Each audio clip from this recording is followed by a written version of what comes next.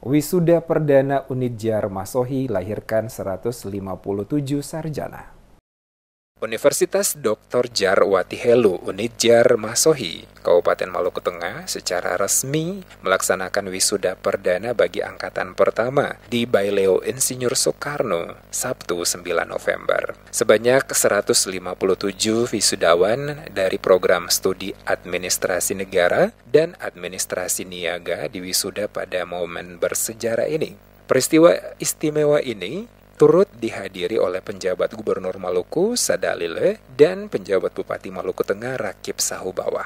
Rektor Unidjar Djar Watihelu mengungkapkan pencapaian status universitas ini melewati proses panjang dan penuh tantangan, terutama mengingat kampus ini berada di luar ibu kota provinsi. Awalnya Unidjar merupakan penggabungan antara Sekolah Tinggi Ilmu Hukum dan Sekolah Tinggi Ilmu Administrasi Yayasan Said Perintah. Diakui proses pengembangan dari sekolah tinggi menjadi universitas sangat menantang. Namun berkat kerja keras seluruh sivitas akademika, Unidjar bisa merayakan wisuda angkatan pertama. Menurutnya wisuda yang seharusnya digelar pada 2023 ini mengalami penundaan akibat proses migrasi data dari STIA dan STIH ke sistem universitas sehingga baru terlaksana di tahun 2024. Watihelu juga menyampaikan apresiasi dan terima kasih kepada Kepala Lembaga Layanan Pendidikan Tinggi atau LLDikti Wilayah 9 Maluku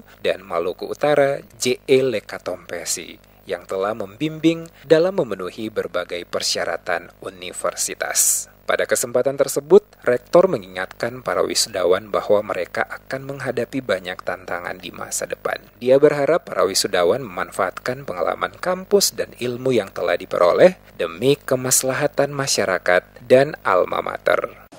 Hari ini tentunya suatu kebanggaan bagi sivitas Universitas Dr. Djar Watihelu ini untuk mewisuda, mencetak sumber daya manusia yang insya Allah akan mengabdi kepada negara ini, lebih khusus lagi kepada pemerintah Provinsi Maluku dan lebih khusus lagi kepada pemerintah Kabupaten Maluku Tengah.